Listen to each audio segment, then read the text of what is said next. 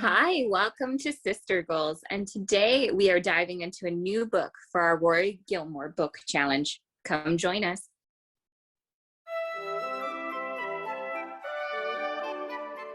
Hi, I'm Megan, and this is Hi, Rebekah. Today we're going to be doing a review of the book Pygmalion by George Bernard Shaw.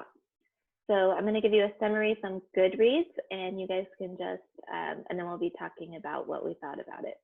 It says, in Shaw's clever adaptation, Professor Henry Higgins, a linguistic expert, takes on a bet that he can transform an awkward flower seller into a refined young lady. And he goes through the process of presenting her through society and presenting her as this mysterious figure to get people to believe she's from a different class of society based on the way she speaks.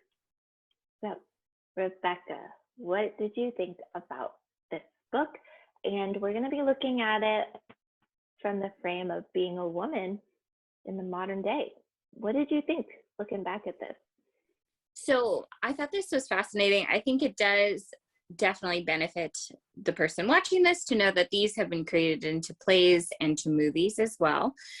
So when I first started reading it, I actually didn't know what was coming up until I started to read, and I was like, wait, this is like My Fair Lady. What? And I realized, oh, it's the play, and there would be descriptions in the book as well about how a scene would be set up. And so that was something that caught me off guard at first because I didn't realize. And that's just because I didn't do back research at first. But in regards as a female, it can be challenging because at this time period, when the book is taking place, there were very few professions that women were able to hold. So in this case, Eliza was a flower seller. And then when they were talking, they were saying some of the other jobs that women could hold was like a shopkeeper, a prostitute, a lady of the night, and or a wife or a cleaning woman. There wasn't quite a huge repertoire of things. So it was very interesting to me on this point of the book that it really dove into her as a flower girl and him thinking, I can make her better. Yeah. So, I thought it was really interesting. So yes, this is a play, and I remember watching My Fair Lady, the movie, as a child, and I remember just thinking, like, these men are saving this girl. Like, they're doing such a good deed. Like, why is she getting so upset in the movie? And this is me as a child. And I just think it's so interesting that I grew up watching media like that and thinking this would be a normal thing. Like, yeah, just go in and help somebody that doesn't speak the way they're supposed to speak. But as I read this book as an adult, and I'm just looking at it, and I'm like, they took over her life. They used her like a piece of experiment to do whatever. Like, they didn't see her as a person. They just saw her as a project in their scientific studies. And I personally understood her anger and frustration more that came out in the play.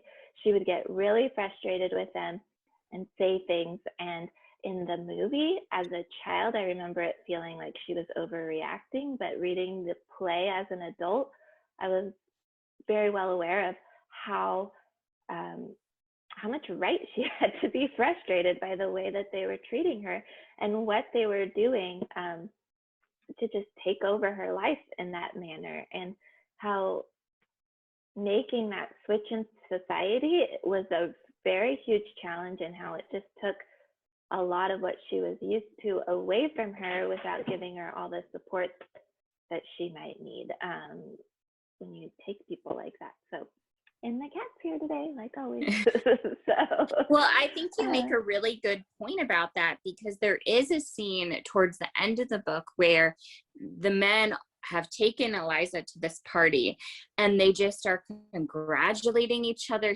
And basically the whole part of that scene is she is in the room, but she is neither acknowledged or recognized or anything until the very end, where she makes what he calls a scene out of how do you not appreciate what I've done. So you're completely correct about that. I think I was the same. I thought, oh, how nice, they're helping her advance in the world. But then when you get further in the novel, everyone, what's interesting is they go about where she can't necessarily find her way again within the people that she grew up with.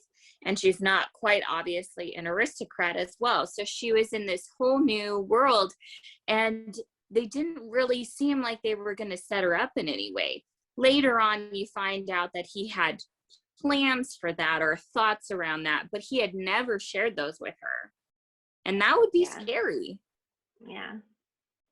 And I think, and again, I have not watched the movie as an adult. I definitely want to do that, find it in some way. I don't, if you guys know if it's on a streaming service or something, figure out how to watch the movie again. But I thought there was a redeeming quality, to give a bit of a spoiler alert, that she was able at the end, she did find a way to make her own choices about her partner in life, about what she wanted to do. So I did appreciate that perspective, but it was interesting to me reading it as a woman nowadays, how much of a voice was lost until that point, and how hard she had to fight to get the voice that she ended up with.